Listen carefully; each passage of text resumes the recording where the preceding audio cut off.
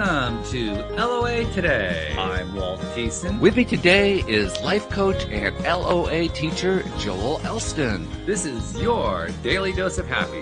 We are so happy you decided to join us today. And Joel, I actually get to start off today with a report of some good news. For the past 3 years or so, we used to have an app, an LOA Today app, that has been out of commission for the last 3 years. And with the help of artificial intelligence, I have successfully fixed it. Congratulations. And the iPhone version is now available to iPhone listeners on the App Store, which, by the way, is about 98% of our audience. Very few people in our audience are Android listeners. Almost all of them are on iPhones, interestingly enough. But so if you want to check out the LOA Today app in the past and couldn't do it, you can do it now. Check it out. There's some really cool stuff on there. It's a little bit older, but it's mostly what they call evergreen, ideas on how to get into a high vibe place and attracting money and attracting relationships and all that kind of good stuff. Excellent. So people check it out. Finally, the LOA Today app is back, and I'm hoping to get it on Android soon. There's also a PC and a Mac version that I'll put links on the website. But I actually have some good news where programming is concerned. And you know me and programming, we're not exactly. I was about to say, I don't ever remember any good news from you in programming. Well, I figured it was about time we changed that narrative around. I love it. That's perfect. That's great news. Yes. And it fits in nicely with our topic for today, because once again, I picked this up off of your Facebook news feed. And it was a post that you shared about how important it is to create a positive environment for yourself in your life. Well, trying to get the LOA Today app published, that was part of improving my environment. It's not a person part of the environment. It's more like part of the show kind of environment. But it's one of those things that makes me feel good. Even if nobody listens to it. I mean, that's what's so weird about it. Nobody even has to download the darn thing. I feel better just having made it. And it's an accomplishment. Well, it is an accomplishment. Yeah. And, the context of the post was mainly surrounding, if you don't have a positive environment, you need to be able to create one. So, everybody says, well, my environment's terrible, I can't do the things you're asking me to do. Then we need to create the environment. And, you and I spoke with a lady a long time ago. I can't remember. She was in a foreign country in a really bad position, if you remember correctly. And she didn't have a lot of a positive environment, and just all that was going on. Her environment, it basically sometimes, I don't know exactly whatever happened, but things were really tough for her. And our discussion was, how do you create a positive environment when things are so bleak and so negative? And we gave some suggestions. I never know how that ended up being, of course. I hope it turned out well. But we as humans, especially law of attraction, people that practice the law of attraction on their behalf, the environment you live in is so imperative. And when you have negative people, you have negative energy, you have a lot of stuff going on. Obviously, your vibration is lowered. You attract more negative things. So on the surface, it sounds really simple: create a positive environment, and let's do that. But when you get to the logistics of it all, the reason that it's intriguing, and what do we need to do to achieve it? Sometimes there's people in your environment that aren't going to see it the same way. So sometimes you can't lead people. Sometimes you can't leave yourself. So figuring out ways within that to either combat the negative, and again, you're really not combating negative, you're increasing positivity. But the everything from how you wake up to your inner dialogue, all those things lead to a positive environment. And so much of it is a perspective that perspective dictates everything, as we say every week, and your environment is perspective based as well. So you can, if you're griping about the home you live in or the people in your home and all that stuff, then your emphasis or your thought process is on the negative. So we tend to create that. But what I like to do, the house I lived in, I've lived in here since 2012. It's nothing wrong with the house. It's a fine house, good neighborhood. but I've been here in my mind, I've never been anywhere 12 years in my life. That's a long time to be somewhere. So there's times I'm like, yeah, this is where I want to be. I've been looking at maybe moving to a townhome on the other side of town, various things. But I need to remind myself that this house has accomplished a lot for me. It's accomplished the mission. The house itself has had very little problems with it.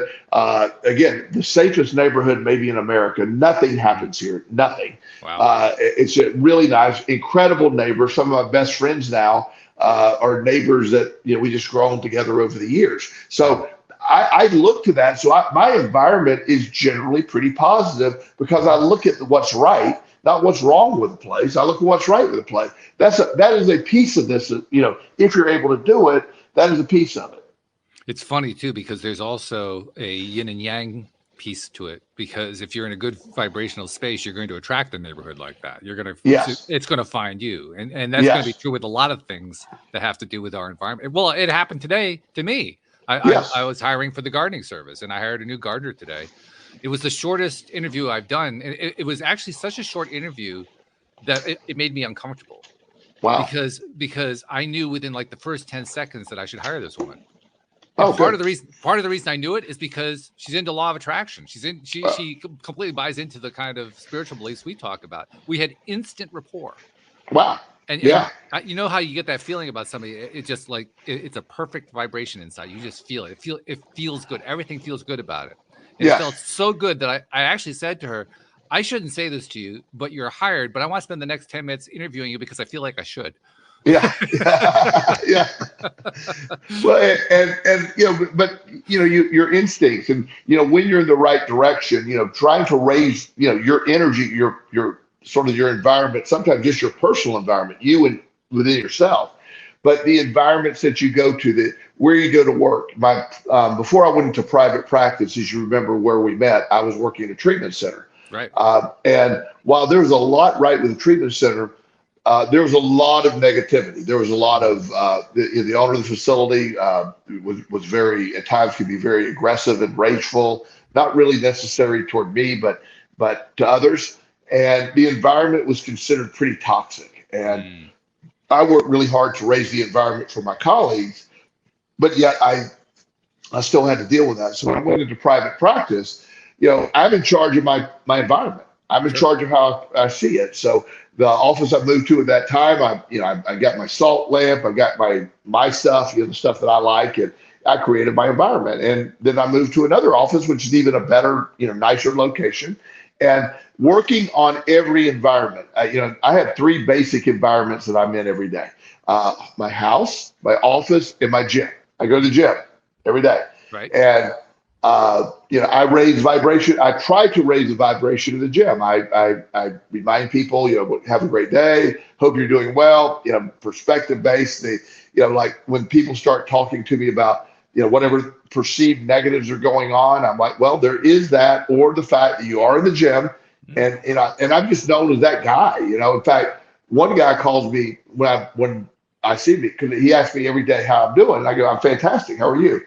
And he goes, I'm not fantastic, but I'm pretty good. So his automatic response, he just says, hey, fantastic, how are you? And I go, fantastic.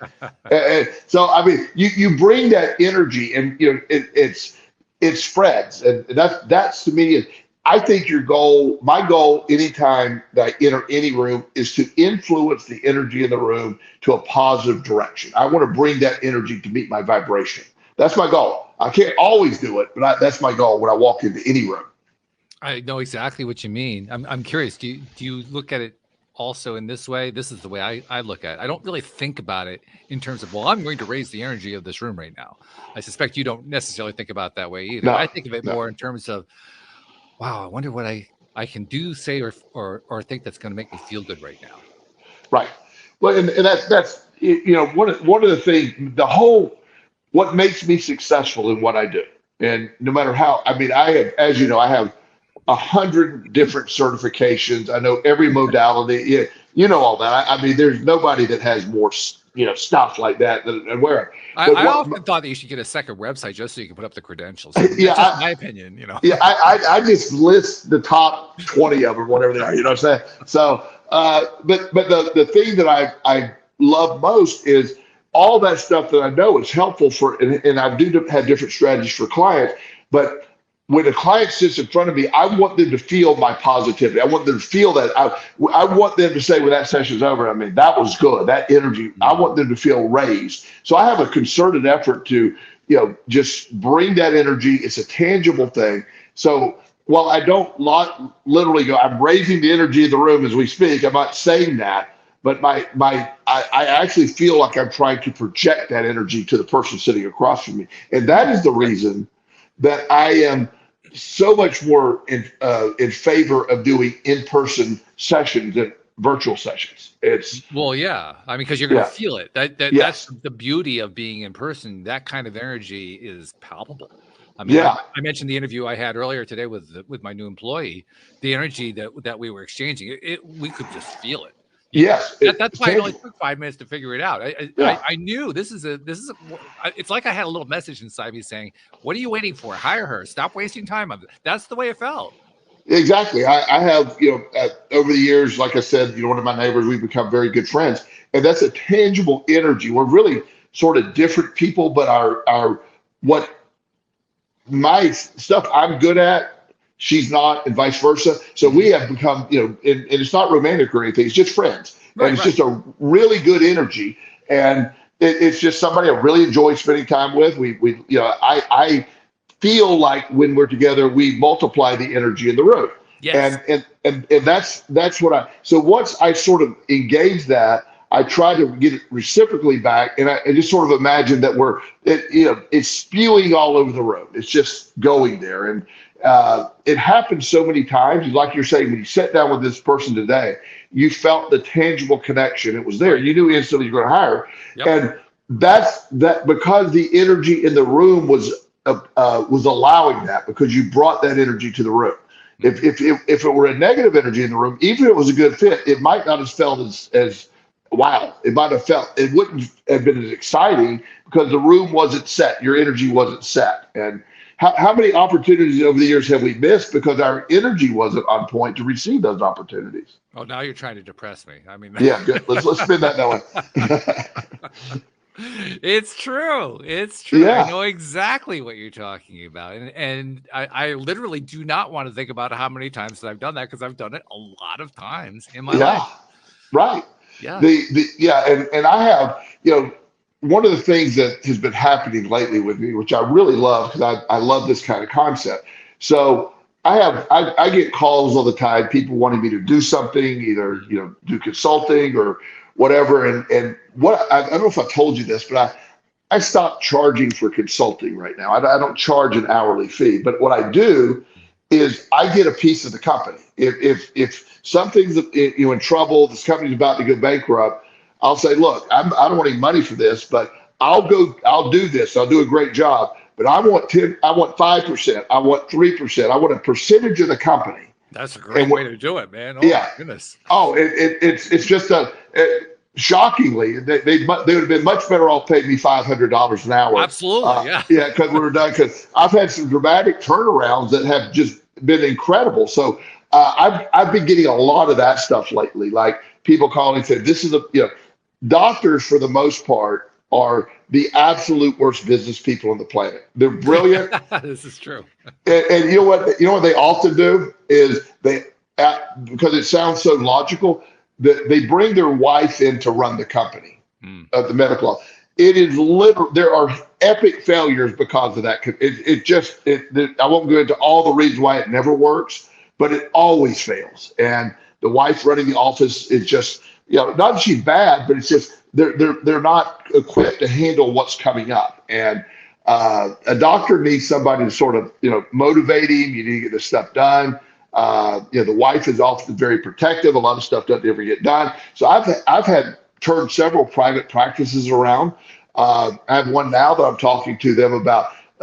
They're really in trouble. They had an employee theft situation, and I'm like, look, I will do this. I already have the people in place. I know the people to hire. I have the person that can oversee the installation of the new medical billing system. I said, I have a plan in place and I'll implement it. But in this case, it's close to not making it. So I'm going to want 10%. I want 10%. And when if it doesn't make it, it won't cost you a penny. Mhm. If it does make it, once we're profitable, I want to be included and eventually, hopefully, sell the thing. And it's an amazing thing. And I've been attracting a lot of those lately. That's crazy. That's Yeah. just really wow. Yeah. Interesting business model too. But thanks for sharing that. I like that. Yeah, it really, you got to a point, but in the consulting, it always paid well. But, and there's a point to this whole story too, but consulting always paid well. But I don't really need any more money, but I love owning companies. And then when something sells, when something sells, these things generally, medical practices, when they sell, they're gigantic sales. They are, yeah. I have one company that potentially could, it's just outrageous. It could be in the, upper, it might be a $70 million company when we're done. Wow. Yeah. And so I love that. But one of the things when I make that transition, one of the first things I do when I get into any position of doing that, and the first change I make is we got to raise the energy. We got to raise the positivity, because most of the time they're in a really, really down state. So that the biggest thing is we got to change the whole perspective and how we're looking at it. And once I come in to do my rah-rah stuff and sell them on that, and there's always people that think I'm an idiot, and he thinks he's going to change us and all that.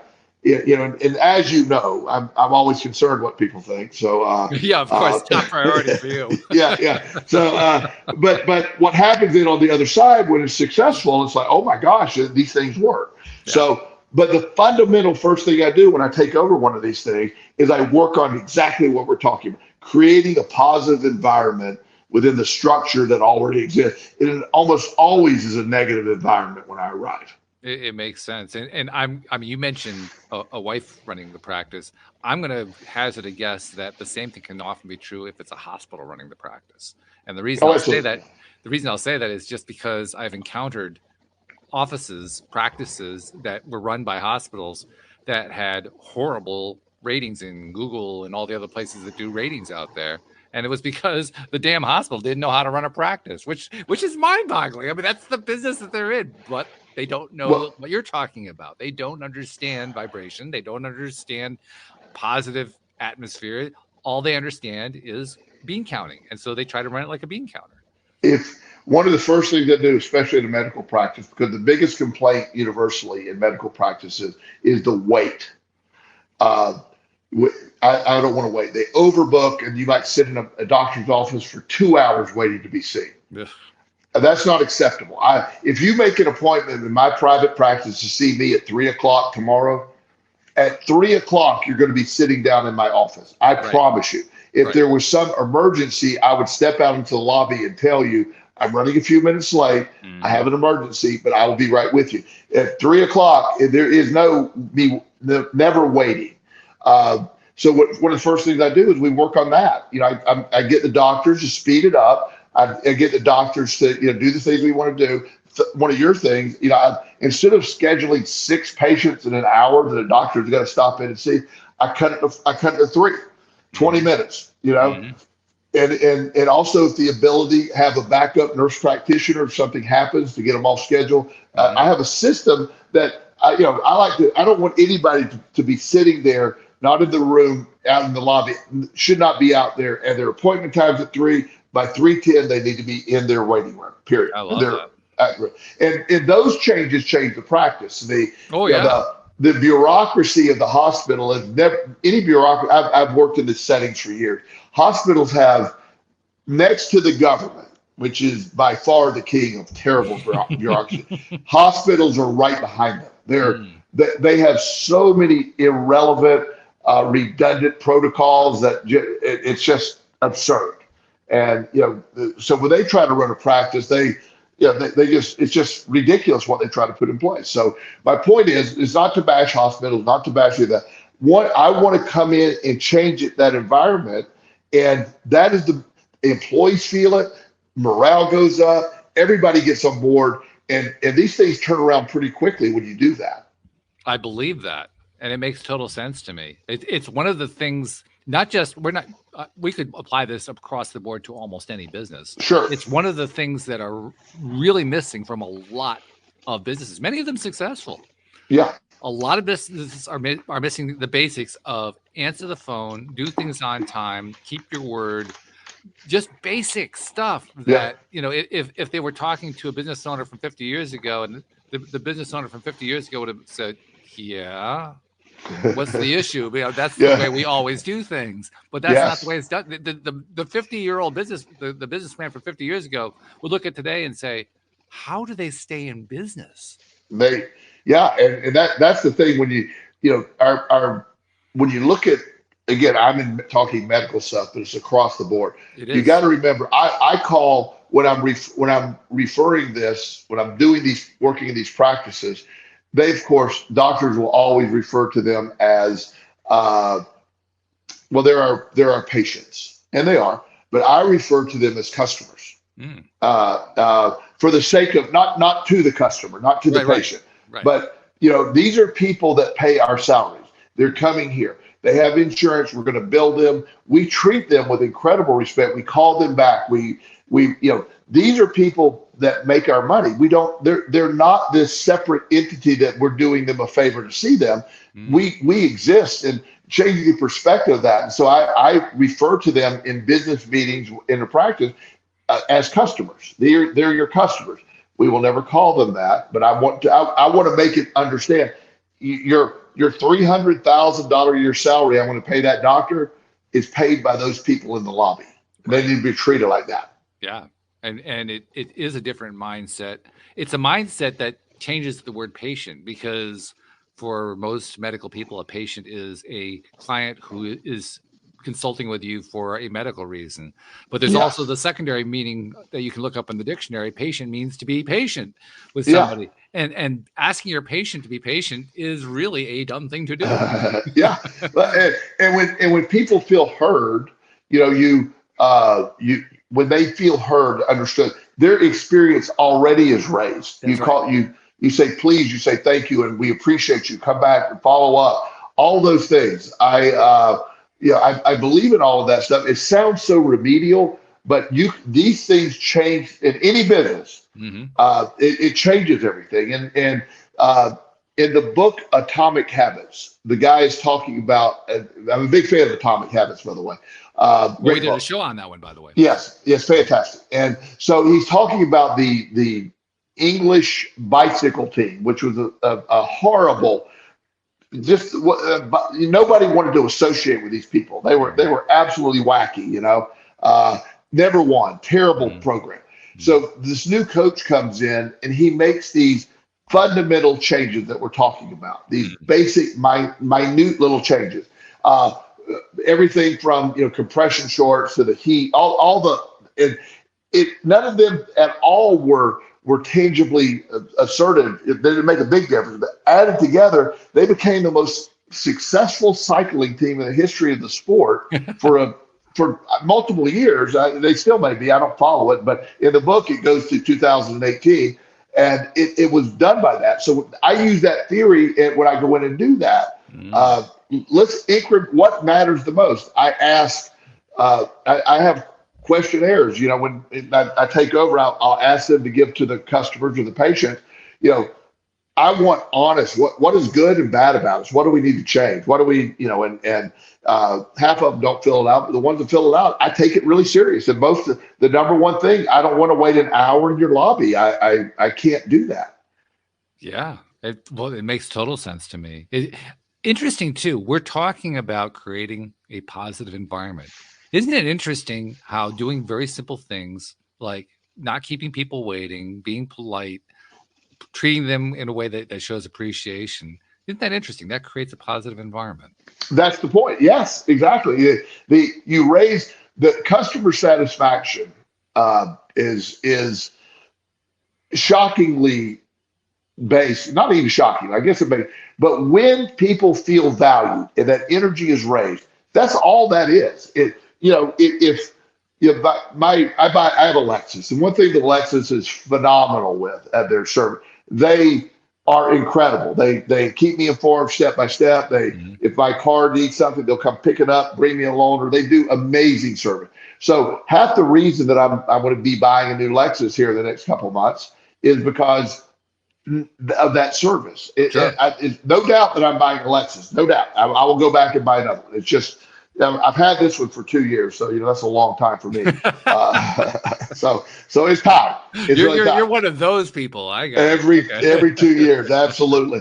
But within all of this, Walt, what makes it exciting for me is, I trust these people. They know my name. I have one service guy that deals with me. They know my stuff. That you don't call and solicit silliness from me. You simply, this guy will do business. I don't want to, hey, we got a special. I don't want to hear all that stuff. I just, let's have a good relationship. They've always been there. I've had one or two what I would call issues or immediately resolved without any question. And it cost them money to resolve them too. And they never blinked. So I really respect Lexus, and my customer satisfaction is mainly because of that positive environment that they instill. It's fascinating to me. We live in the age of quick profits. Everybody wants quick profits in their businesses. Stockholders want that. Investors want that. How interesting that this whole notion that we're talking about here, this whole idea of simply catering to the needs of the customers as customers, how interesting that doesn't get included in the formula of a quick profit. Because it turns around really fast, like you're saying. It's almost mind-boggling that it gets left out, and yet it does. Well, years ago, when I was in South Carolina, I ended up I owned a couple of gyms, like 3 gyms. Mm-hmm. Not a big chain, but too long a story how I ended up with them. But basically, I fell into the sweetheart deal. And so the gyms weren't very well run. And so when I was going to take them over, there was a lot of resistance to me taking them over. They were worried about change and stuff like that. So there was also a lot of waste. I mean, there were clearly like a lot of the products were just being given away or stolen or whatever, like protein shakes and all the other stuff. And the electric bill was outrageous, and there was no concern for the bottom line whatsoever. So I worked on changing the environments. One of the first things I did is I explained to them, I said, what I'm going to do, I said, this gym has not been profitable for a while. I said, I'm going to make it profitable. And how you're going to benefit from that is when I'm going to put the entire expenses on the board, what we bring in, and whatever is profit, I'm going to split it 50-50 with the employees. I'm going to get 50%, the employees will get 50%. Good strategy. I like that. Yeah. And so at first they sort of were like, yeah, whatever. There's like 22 employees. And the first month, we lost money, but I was able to say, okay, our electric bill was $4,200 last month. That's a lot of electric bill. And I know for a fact when you leave the sauna on overnight, that is an outrageous amount. So I went through the thing. So I got them to buy into lowering the electric bill. I said, if we could cut that in half, that's $2,000 of profit. Mm-hmm. So as we did all this, as we were going through this, they started to see that profit side build up. And I was true to my word. I would take 50% and I would divide it equally among the 22 people. I had a formula for longevity too, but at one time, I mean, maybe they got an extra $50 a month or whatever. Mm-hmm. 1 month, they each got like $600. Whoa. And so all of a sudden, I have a very motivated, positive group of people that are wanting to do that. So when it came time for me to sell the gyms, and when I moved up here, I showed a really big profit and was able to sell it for a large amount of money. Mm-hmm. Because what I really did was change the environment. Right. Yeah. Interesting how that works, isn't it? Yeah. But why do you think it is, like I said before, why is it that the short-term thinking somehow leaves out customer satisfaction? I don't quite get that. I mean, maybe you have an idea on that. I just think a lot of times most times business people just fail to realize the value. Like you're saying, 50 years ago it was there. But with everything being online, terrible customer service, I am the biggest Amazon fan in the world. I mean, Amazon is at my house every day. I own a boatload of Amazon stock. So I'm not criticizing Amazon, but and they do a great job, but it's all impersonal. I mean, I am amazed that I order something at 8 this morning and it's here by noon. I still don't know how to do all that stuff, but they're amazing. But they also lost in it is, I think the value of Amazon, why I view them positively, is if you Ooh, can you hear me? yeah. Okay, I don't know That what was happened. that was your headphones. Your headphones. I don't know if it was coming through on the show or not, but it was coming through this really Oh, loud really? sound. Yeah. Oh, wow. For like the last minute and a half. That was crazy. Really? Wow. Yeah. Okay. Well, keep talking. I want to get something else real quick. See if it's better. Okay. Okay. All right. Yeah. Well, I'm just glad that we're able to make proper Yeah. sound again. Yeah. I mean, I have never experienced that before. I have never had that on 2,000 episodes. I never had that particular thing happen. So it's one of those rare occasions where normally I don't like to edit things. Normally I don't like to edit things out of the podcast. This time I'm going to edit that piece out because that was just totally horribly disruptive. I don't want Yeah. that in the podcast. Wow. I have no idea what happened. Can you hear me now? I hear you fine. Yeah. Do you hear me okay? Good. Yeah. I got some AirPods in now. So that was so strange. I don't know what happened. These are the super high quality Sony headphones. So I don't know what went on there. I don't know. Well, whatever. Anyway. The main thing is we're back. So. Okay. Well, I was just rambling on, but sort of circling back to, you'll figure out how to piece all this together in the edit. But as I was just pointing out, the changing the incrementals, changing your perspective, changing people's perspective of everything, creating positive environments. I am very much a student of anyone that ever works for me or with me. Is I figure out what makes them tick. I want to know what matters to them, so I can be positive to them. Years ago, I went to work for this company, and I was going to be a director of the company. And one of the ladies there was necessary. She had all the information, but for some reason, she didn't like me at first. And I don't know why. Maybe just whatever she thought didn't matter. But I really tried. So anything I ever did.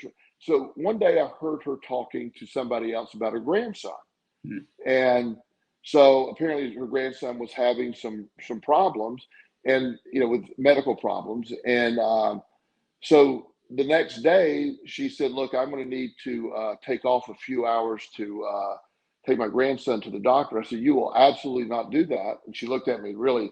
I said, "You will take off the entire day and spend the day with your grandson." And her reaction was like, "Really?" I said, "Yeah." And so when she came back the day after, I said, "How's your grandson doing?" She said, "Well, we had this. I said, "Well, I know a pediatrician," and I hooked her up with somebody who might be a better fit, who called her that night. Sounds manipulative, but I made that connection. She became my most loyal employee I've ever worked with. Wow. Yeah. Well, I could see that. I certainly could see that. Yeah, I mean, people said, "Well, you manipulated her," and I said, "I just increased the positivity. I found out what her language was, and it was her grandson, and her grandson. It turned out the story ended up really nicely. And after that, I mean, I had an entirely different rapport with her. I mean, she was my most loyal person I've ever worked with. I'm intrigued by the people who said that you manipulated her. Like, really? Yeah. What if that's manipulation? Then what label do they apply to somebody who tries to tear you down? Yeah, I don't know. I mean, I honestly don't get that one. If that's manipulation, huh? Okay. Yeah, well, a lot of people feel, but I was concerned about grandson. I also, everybody that I get to know that becomes my friend, I want to know what your language is. I know what matters to you. I don't consider that manipulation. I want to know. Yeah. So, but again, call it what you want to. I just find it a very effective way. So, increasing positivity in any way you can. It also includes understanding what makes that person tick. Well, and it doesn't take all that much, actually. No. I mean, seriously. All you have to. There's a simple rule to follow. Would you like it? That's the rule. Yeah. If you were treated the way that you're proposing to treat somebody, would you like it? Exactly. And that makes all the difference. It's not 100% foolproof, but it'll cover a whole lot. Well, it will. And so increasing when you increase, positivity could be, like we said, a connection with a person, asking how their kids doing, grandkids doing, learning out. I heard your grandmother was in the hospital. Is she doing well? Those are just things that you make a connection. And positivity, once you get a spiral in any direction, good or bad, a spiral meaning upwards or downwards. It goes either way. But that spiral of positivity is contagious, and people want in. They want to do it. Yeah. You mentioned earlier that power of how the energy flows when you're in conversation with somebody that you have that really good connection with. Yes. And when you were talking about that, it reminded me of an old movie, rather obscure movie that came out, but a cool one. Came out about, 20 years ago, something like that, called The Celestine Prophecy, based on a self-published book that was published in the 1990s. One of the scenes in that movie attempted to portray that exchange of energy that occurs when two people are in resonance with each other. Mm-hmm. And in the context of the story, they were also describing the amplifying effect, that when one person feeds energy to the other person and the other person feeds it back, it amplifies the amount of energy. And they're visually showing that with some CGI, which was kind of cool to see. It was fun to see that. It's even more interesting when you do it with somebody consciously. I don't know if you've ever tried it this way, but literally saying to somebody else, let's see if we can amplify each other's energy. I've never actually said it. Yeah. Try that sometime. It's really, it actually amplifies more because you're both into it so much. Right. And if you can find the right person to do that with, my God, I mean, the room practically is on fire. Well, one of the things for me is you and I've always enjoyed a similar sense of humor. Yes. And we can pretty much laugh about anything. This is true. A lot of the stuff doesn't make it on air, thank God. But there is a time and place for editing. Yes, there is. You got to cut some of that out. But nonetheless, for me, when I'm with somebody, I deal with some very serious things often.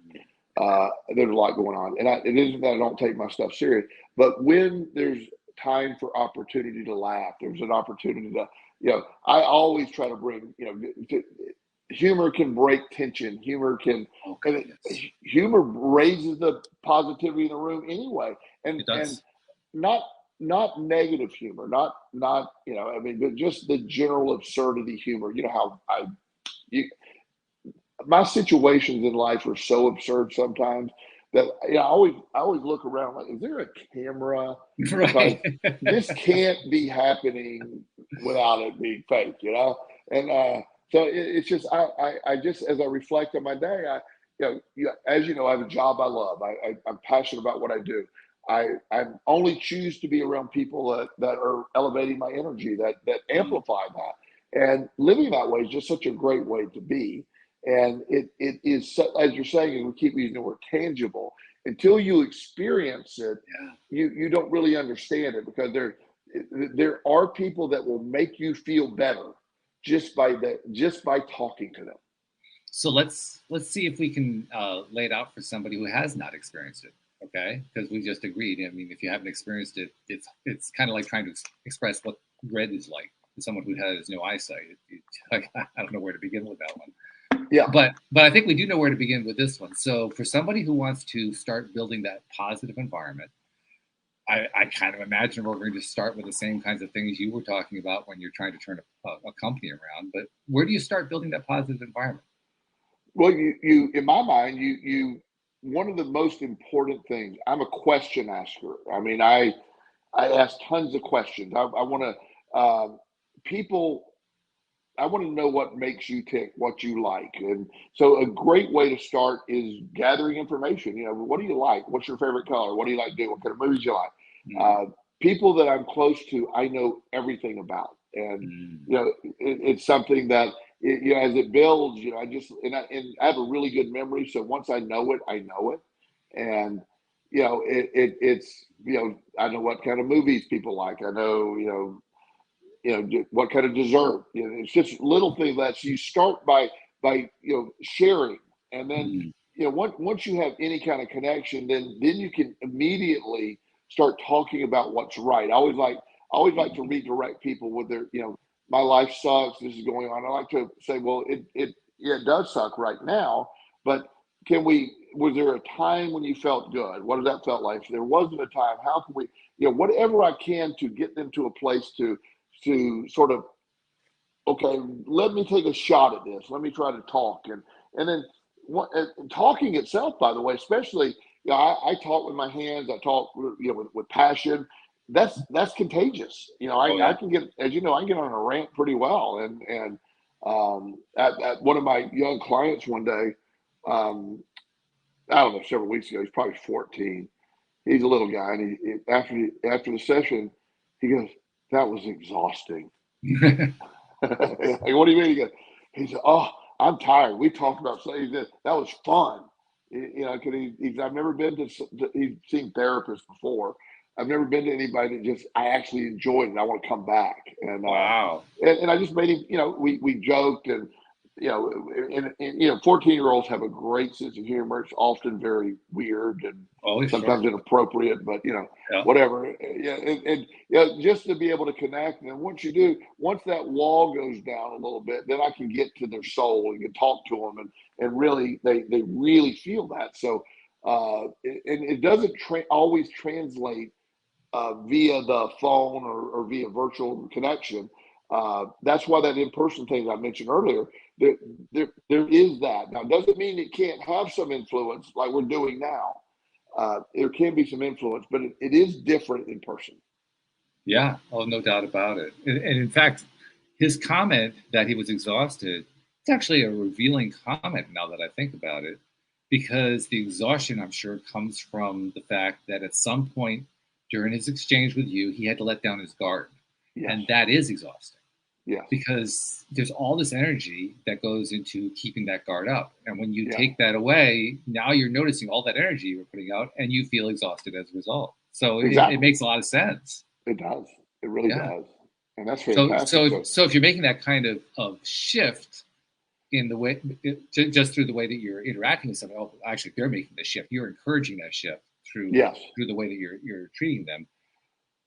Just the act of thinking in these positive ways, focusing on upbeat stuff as much as you can, trying to find ways to lift people up and so forth, that can be perceived as being exhausting. I think it's important to remember that. It doesn't mean that it actually is exhausting. What you're doing is feeding energy to them. So in the end, you're actually increasing their energy level.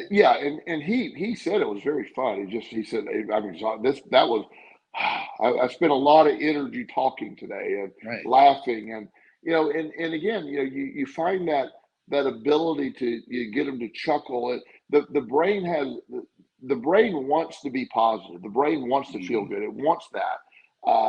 But a lot of times, by the time people come to see me, they're sort of stuck in their depression. They're stuck in their loneliness or whatever they're in, and they almost fight feeling better. They like, I don't want to feel better, and you have to overcome that too. But once you can raise that energy by again, I had one of my I don't know why I remember this one, but I had this kid that his mom made him come, and I don't like to sit down with kids whose moms made them come because they don't want to be there, and so I've handled that very different ways before, but this time, again, I told you I ask a lot of questions, so I started asking my list of questions. I have them all written out. I have like 300 questions I can get through, just asking questions, and they go from logical to the absurd. So one day I'm asking, so how are home life? Just give me one word answer. Good. Get along with your parents? Yeah, okay. How's school? Good. And so I'm just going and going and going. I can't get him to get any more than one word answers. And so he's just really getting sort of frustrated. So by the time we're at number like 75 or 80, I go, "What is your favorite Beatle?" He goes, "What?" I go, "Your Beatle. What kind of Beatles do you like? The Bugs?" And he goes, I don't know if I have a favorite Beatle. And he goes, "Is this necessary?" And I go, "Yeah, I just want to know what kind of Beatle you have." And he goes, "Well, what's the kind?" And so he unintentionally, we start discussing Beatles, and he goes, "I just don't know." He says, "Are those? I think they're called Japanese Beatles." He goes, "Okay, so I like a Japanese Beatle." And he didn't realize it was that moment he started talking to me. And Mm, we didn't talk about much. And then once we got there, now his guard is let down. right. And I got him to talk about, his uncle that was very close to him had recently died. And, and I knew that from what his parents had told me, but I didn't, he wasn't going to tell me. Then finally, we got to that point and he said, well, he said, yeah, I don't always feel good. I've been thinking a lot lately, negative thoughts. And I said, why? I said, do you have any identification? He goes, I'm not really sure. I said, yeah. I said, we don't sometimes know. And then eventually it could be because my uncle, before he got the word uncle, he just started crying. Oh, wow. And then we got to the good part. We was Mhm. able to do it, and it became I saw him several sessions. Always fun, great stuff. I probably saw him, 7 or 8 times. I haven't seen him in years, but that one sticks in my mind because I just was going to find something to get that thing going. Of all things, it was the Beatle question. Right. I have, do you like chunky soup? Regular soup? Do you like peanut butter or chunky peanut butter? I have ridiculous questions, and it's intended to either piss them off or they say something or whatever. Right. But I just keep going. I can spend an entire hour asking questions. I appreciate that. My father would appreciate that. Yeah. I've often been complimented as the host of the show for my ability to ask questions and come up with interesting questions for conversation. And I attribute all that to my dad because my dad was the ultimate questioner. I don't know Wow. that he actually had a written list, but he probably could have rattled off 300 easily. Yeah, I can see him doing that. yeah. I usually never get past 100, but if I do, I'll keep going. Yeah, are there questions out there that have never been used? There must be. I would think. Oh yeah. I looked at the list the other day, and some of the other, chipmunk or squirrel. That's the question. You know what's funny about that is if you had asked me that when I lived in Virginia, because when we first met, I lived in Virginia about 2 hours from you. And if you'd asked me then, I would have said chipmunk. Yeah. And the reason was there were no chipmunks in the area. Yeah. There are tons of them around here. So here I'd probably say squirrel. Yeah. Yeah. And the beautiful thing, Walt, there is no right answer. Of course, whatever, yeah. But it's just but again, engagement and finding out, just people.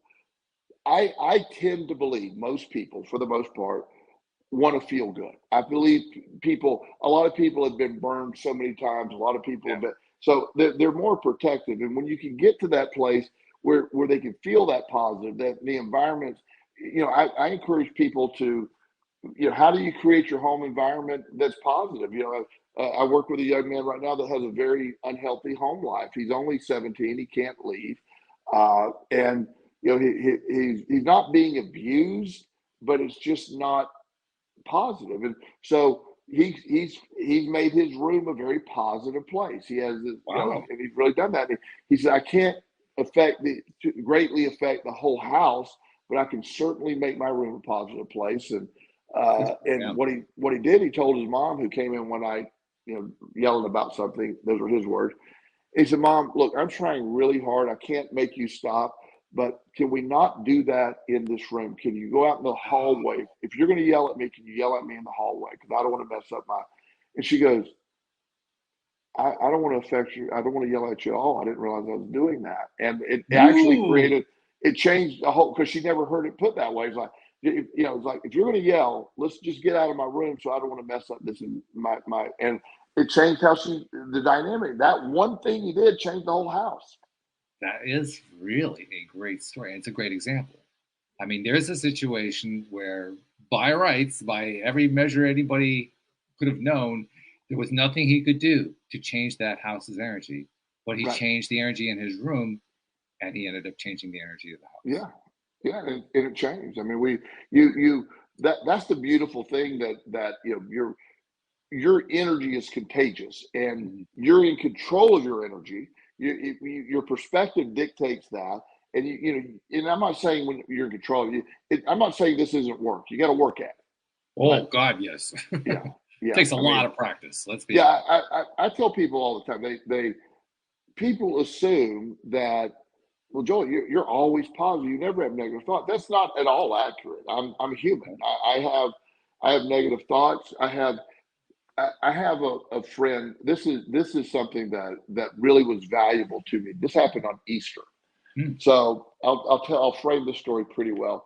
So best I can. So again, this friend I was talking about, I've become very close with. She helps me with some of my business stuff, and so I had the situation where one of my clients, and I was in charge of all this. I helped his family case manage this guy, and on Monday after Easter, he was scheduled to move out of his assisted living facility and into this other home that was going to be rented. And he had some disabilities. It took us forever to find a place that would accept him to rent to him. And we had movers in place and we had everything ready to go for Monday morning, 9 a.m. Well, we get a message from the landlord saying, look, I'm delayed today. He can't move in tomorrow. It'll have to be Tuesday. So we had to scramble. So I texted my friend, asked her, I said, look, what are we going to do? So she immediately contacted the movie company. She handled it for me on Easter perfectly. And so I was very frustrated with it, and so she wrote back and she said, this is so exciting. I said, what? That one statement turned, it is exciting. And it went from stressful to exciting. Same emotion, but how I directed it. So the story gets even better. The next day, I have a very big, Mondays are my busiest days. So I had a full day. I mean, and then I was going to follow up. That if you remember, that was the night I was late. Yeah. I do remember. Yes. Yeah. So the next day he was scheduled to move, and through this crazy chain of events, his wife decides she doesn't want to rent to this guy at all. So we were scheduled to move on Tuesday. The assisted living facility that needs the bed, and I can't. I'm in the middle of a 7 or 8 straight hours of sessions. And so I am like, I don't know what I'm doing. So I text my friend, colleague, or whatever you call her. And I never really had this experience where I can only check my phone in between sessions. So I notified her of the problem. She instantly handled every single detail. She canceled the move, canceled this, canceled the electricity, boom, boom, boom, boom. She canceled the cable. And, we were able to extend the assisted living. And it was like, I'm not used to that. And so that energy, the whole time she was doing it, we laugh in between. I said, well, that was a plot twist. It was very stressful, but it wasn't, because we kept the energy positive. It was so cool that even in that, if she weren't involved, that would have been I would have probably had to cancel sessions that day just because I got to deal with it. And I didn't. It was, by the time we were done, we got through the Monday, and it was hilarious, and it turned out to be. So having the energy, whether it's in my business, the people that I work with, the people that assist me, those people, when I'm not able to bring my positivity, they've learned to bring theirs, and we raise that energy together. I love that story on a number of different fronts, not the least of which is because that story illustrates how the same energy can be perceived in 2 different ways, and how you choose to perceive it dictates what your experience with it is going to be. She chose to see it as exciting. She not only did she see it as exciting, but when she said, this is so exciting, it instantly changed my view from stressful to exciting. Right. Because I laughed. I go, she's right. This is exciting. Because it is like a really bad plot twist in the middle of Easter afternoon, Yeah. And then the following day was even worse, but we handled it really well. And so we did it with laughter. We did it with humor. It changed my perception of the whole event. It wasn't a bad day after all. I'll finish with a little tidbit story to tack onto that. It's kind of a way of saying yes, and here's another way of saying the same thing. I started today's episode by announcing that the LOA Today app was back for the first time in years, at least on the iPhone side. And there's a little story that goes with that, because up until the day when I had my breakthrough, by the way, the app itself had been fixed. It has been fixed for about a month. The hard part was getting it published. And the reason it was hard was because there's all these little pieces of software that are involved that you have to have lined up in order to make the final publishing move happen. And they weren't lining up. Right. And every single day that I'd go at it, and I was getting help from AI about it, everything was just going against me. It was just failing. The day that it worked, that day, for whatever reason, I don't remember why, for whatever reason, I decided today was going to be a good day. Not it was going to be fixed, but it was going to be a good day. This was going to be a fun day. There was going to be something fun about it. And do you know that thing worked first try that day? Wow. First try. Yeah. You raise that energy. Yes. Yeah. Now, here's an interesting poser for you. If I hadn't raised my energy, would I have defeated that thing? I wouldn't rule it out. Yeah. I wouldn't rule it out. What you bring to the table, your perspective of a good day and bad day changes the day itself. It literally does.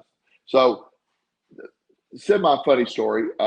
Last week, I was Broad Street in Richmond. I have to cut over to Monument Avenue to get to my office. So I normally go sort of the main thoroughfare. So I said, I'm going to cut through this residential area. Okay. So I'm driving. I don't know if you saw the post with the police car behind me. I did. Yeah. So, so I'm driving. I'm in the city of Richmond. 35 is the standard speed limit unless it's posted. Well, I didn't see the 25-mile-an-hour speed limit. On top of that, I was also doing 39. So, so this officer pulled me over, and I'm having a really good day.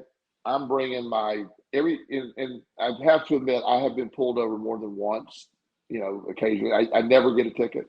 Well, this time, having a good day. He's not laughing at my jokes.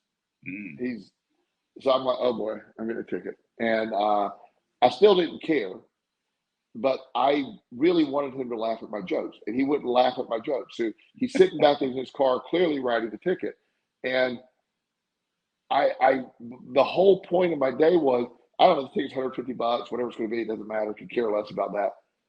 The only complaint I had, he never laughed at my jokes. If I knew who the judge was, I would go to court to plead guilty, but complain that he didn't laugh at my jokes.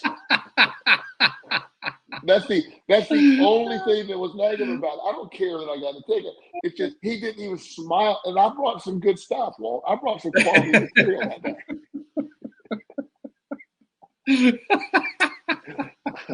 Which, by the way, is not going to be the typical reaction that most people have when they're pulled over, but that was the Joel Elston reaction. Everybody says, "Oh, you got a ticket?" I go, "Yeah, I cares about a ticket," but he wouldn't laugh at my jokes, and so it was just this sort of letdown for me. Not the ticket, but I really pride myself on, you got to laugh at my jokes, and it didn't matter. I paid the ticket online. I'm not going to go to court, but I thought it would be funny to go to court just to argue that he didn't laugh at my jokes. The judge would give you a really funny look at that point. Well, if it was the right judge, I would that would be hilarious. But you don't know which judge you're going to get, so I'm not going to take that chance. The last thing you want is the cop's brother-in-law. Yes. And this officer was very professional. There was no problem. Sure. He just was not having humor that day. So. Yeah. I'll tell you what, though. I mean, it's a funny story, and the way you handled it certainly helped you with your own vibration. But there's also another piece to it. There's a very good chance that you raised his vibration without seeing it. Yeah. I mean, at the next hour, he may have been chuckling to himself for all you knew. Yeah. Well, he clearly, like, I felt, and I don't know, he clearly knew I didn't care about the ticket. That was the thing. You know, like his statement was, it's going to be, whatever he said, $150. And he goes, I don't think you care about that at all. And, and I'm like, well, if it will help, I care. He didn't laugh. and he was right. That's a great line. Yeah, it was a good. Yeah. But he didn't laugh, so I just stayed away from it. But my point is, there was a time in my life where a speeding ticket could have really affect my entire day. It was not I had more fun with it on Facebook, just telling him he wouldn't laugh at my jokes. It was a fun thing. The ticket was totally irrelevant. I haven't had a ticket in years, so I don't really care at all. But it didn't affect my vibration. That day went on. It was a great day. Even told you I'm running about an hour late. We were only about 20 minutes late. That's right. Yeah. Yeah. Which is a great way to sum up the conversation, because we haven't really mentioned this part, but the fact is that when you raise the vibration of the room, when you focus on building a positive environment, when you focus on finding the plus side of any situation, there's a really terrific piece of collateral that goes along with it, which is you feel better. You have a better life. Everything improves. And I will tell you this. There's only really, and this is so remedial for so many people, but it sounds so cliche, but the way life operates, and I've gotten to a place, when you wake up, that's it. That's all you need. You woke up. Let's there will be a morning where I don't wake up. And I want to treat each day like, I want a high vibration on that. My goal between now and when that last day is, it could be tomorrow, it could be 30 years from now. But my goal is every day to try to keep my vibration. That's it. It's real simple. The gratitude list. I do a gratitude list still every morning, but the only thing that matters is you woke up. You woke up. Let's do something with that. So I'm going to guess that question number 298 is: did you do your gratitude list today? Just a guess. I don't know. Yeah. That's much earlier. But it is probably, earlier. Okay, all right. It's probably the top 50. Okay. Yeah. Well, I got to tell you, as usual, this is your daily dose of happy. My daily dose came through a double dose today, so thank you very much. That was a lot of fun. I enjoyed that. It was very fun. Always good to talk to you, my friend. It certainly is. And thank you to our podcast listeners everywhere. We'll see you all next time here on LOA Today. Goodbye.